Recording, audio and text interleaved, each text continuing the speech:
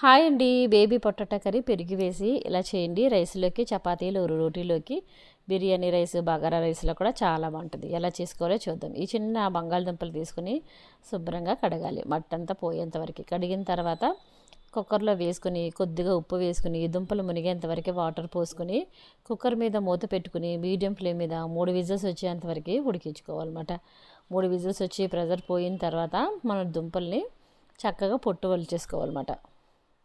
చూడండి, ఇలా ప్రెజర్ పోయాక పొట్టు వలుచుకొని మనం ఆ దుంప లోపలికి ఉప్పు కారం చక్కగా వెళ్ళాలంటే ఏదైనా చాకుతో కానీ లేకపోతే టూత్ స్టిక్తో కానీ గుచ్చుకోవాలన్నమాట. ఈ విధంగా చూడండి, ఇలాగా చక్కగా ఉప్పు కారం అంతా లోపలికి మసాలా వెళ్ళి చాలా రుచిగా ఉంటుందండి కూర.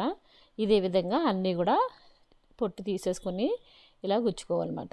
తర్వాత ఇప్పుడు ఎలా చేసుకోవాలో చూద్దాం. కర్రీ అనేది స్టవ్ ఆన్ చేసుకొని కళాయి పెట్టుకున్న తర్వాత 3 టేబుల్ స్పూన్ల నూనె వేసుకోవాలి. నూనె బాగా వేడైన తర్వాత మనం ఉడికిచ్చి ఘాట్లు పెట్టుకున్నాం కదా, దుంపలను వేసేసుకొని మనం ఒక 5 నిమిషాల పాటు ఈ విధంగా వేయించుకోవాలి. చూడండి, క్రిస్పీగా అవ్వాలన్నమాట. అప్పుడే మనకు రుచిగా ఉంటుంది కర్రీ అనేది.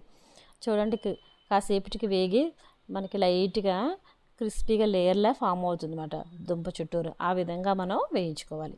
ఇలా వేగాక వీటిని తీసేసుకొని ఒక గిన్నెలో వేసుకోండి. అలానే ఒక చిన్న ఉల్లిపాయలు ఉంటే ఒక 5 వేసుకోండి. చాలా చాలా బాగుంటుంది వేసుకోవడం వల్ల. ఈ ఉల్లిపాయలు కూడా వేగించుకోవాలి రంగు మారేంతవరకు. ఇలా కలుపుతూ ఎర్రగా అయ్యాయి కదా, ఇలా మనకి రంగు మారితే వెంటనే వీటిలో కూడా తీసేసుకోండి. ఇప్పుడు ఒక టేబుల్ స్పూన్ జీలకర్ర వేసుకోవాలి. అలానే కట్ చేసుకున్న పచ్చిమిర్చి ఒకటి, కొద్దిగా కరివేపాకు కూడా వేసుకుని ఒక్కసారి ఈ విధంగా కలుపుకోండి. ఇలా కలుపుకున్న తర్వాత పెద్ద సైజు ఉల్లిపాయ తీసుకుని ముక్కలుగా కట్ చేసి వేసుకోండి. పెద్ద ఉల్లిపాయ ఒకటి, మీడియం సైజ్ అయితే 2 వేసుకోండి. ఇలా పెద్ద సైజు ఉల్లిపాయ కూడా వేసుకొని ఈ ఉల్లిపాయ ముక్కలు ఎర్రగా అయ్యేంత వరకు వేయించుకోవాలన్నమాట, మధ్య మధ్యన కలుపుతూ. ఈ లోపల మీరు అల్లం వెల్లుల్లి పేస్ట్ అనేది దంచుకోండి, 1 టేబుల్ స్పూన్ వరకు.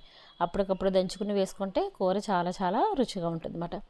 దంచి పెట్టుకున్నటువంటి అప్పటికప్పుడు అల్లం వెల్లుల్లి పేస్ట్ 1 టేబుల్ స్పూన్ వేసుకుని పచ్చిదనం పోయేంత వరకు కూడా ఇలా కలుపుకుంటూ వేయించుకోండి. చూడండి, ఈ విధంగా ఇలా పచ్చిదనం పోయాక మీ రుచికి తగ్గట్టుగా సాల్ట్ వేసుకోండి. 1/2 టేబుల్ స్పూన్ పసుపు, 1 టేబుల్ స్పూన్ కారం కూడా మీరు ఎంత తింటారో దాని ప్రకారంగా వేసుకోండి. తర్వాత ఒక 1/2 table spoon garam masala powder వేసుకోండి. ఇలా వేసిన తర్వాత ఏవి మాడిపోకుండా మనం ఒక 2 నిమిషాల పాటు వేయించుకోవాలి, వీటిలో పచ్చిదనం పోయేంత వరకు. చూడండి, ఇలాగా పసుపు, కారం, గరం మసాలా పౌడర్, సాల్ట్ ఇలా వేసుకుని ఒక 2 నిమిషాలు వేగిన తర్వాత మీడియం సైజు టమాటోలు ఒక 2 తీసుకుని ముక్కలుగా కట్ చేసుకుని వేసుకోండి. ఈ టమాటో ముక్కలు మనకి సాఫ్ట్గా అంటే మగ్గేంత వరకు కూడా మూత పెట్టుకుని మీరు మధ్య మధ్యన కలుపుకుతూ మగ్గించుకోవాలన్నమాట. చూడండి, కాసేపటికి మనకి టమాటో ముక్క అనేది మగ్గిపోతుంది. ఈ విధంగా ఎప్పుడైతే మనకు టమాటో చక్కగా మగ్గి గుజ్జులా అవుతుందో ఇందాకలు వేయించి పెట్టుకున్న దుంపలు అలానే ఉల్లిపాయలు కూడా చిన్నవి వేసేసుకోవాలి. వేసేసి వీటికి ఉప్పు కారం బాగా పట్టేలా కలుపుకోండి. చూడండి, ఈ విధంగా మొదటిగా ఒక 3 నిమిషాల పాటు ఈ విధంగా చక్కగా కలుపుకుంటూ వేయించుకోవాలి. ఈ దుంప లోపలికి ఉప్పు కారం మసాలా బాగా వెళ్ళి రుచిగా ఉంటుంది. ఇలా నూనె పైకి తేలుతుంది కదా, ఇప్పుడు గ్రేవీ కోసం మనం కొద్దిగా వాటర్ పోసుకోవాలి. మరీ ఎక్కువగా పొయ్యొద్దండి. చూడండి, ఇలాగా దుంప మునిగేంతవరకు వాటర్ పోసుకొని మూత పెట్టుకొని మనం ఉడికించుకోవాలి. మరొక వైపు 1 కప్పు పెరుగుని తీసుకోవాలన్నమాట. గడ్డలు లేకుండా చిలుక్కాలి పెరుగుని. చూడండి, ఆయిల్ పైకి తేలింది కదా, మనం తీసుకున్నటువంటి 1 కప్పు పెరుగు కూడా ఇప్పుడు వేసుకోవాలన్నమాట. గడ్డలు ఏమీ లేకుండా పెరుగుని చిలుక్కోవాలండి. ఇప్పుడు ఈ మంటని సిమ్లో పెట్టేసేసుకొని పెరుగుని వేసేసుకోవాలి. ఇలా వెంటనే కలిపితే పెరుగు మనకి విరిగిపోకుండా ఉంటుంది. చూడండి, ఇలా వెంటనే కలిపేసుకోవాలి, మంటని తగ్గించుకోవాలన్నమాట. ఇలా కలుపుకున్న తర్వాత మీరు ఉప్పు ఒకసారి చూసుకుండా తగ్గింది అంటే ఇప్పుడు వేసుకుంటే సరిపోతుంది.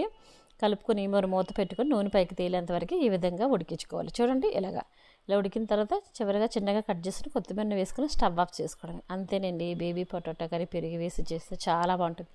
పిల్లలు పెద్దలు అందరూ ఇష్టంగా తింటారు. ఇలా గ్రేవీ కన్సిస్టెన్సీ ఉన్నప్పుడు స్టవ్ ఆఫ్ చేసుకోండి. రైస్లోకి, చపాతీ, పూరీలోకి, దేంట్లోకైనా కూడా మంచి రుచిగా ఉంటుంది. వీడియో నచ్చితే మన ఛానల్ లైక్ చేసి సబ్స్క్రైబ్ చేయండి. Thank you for watching.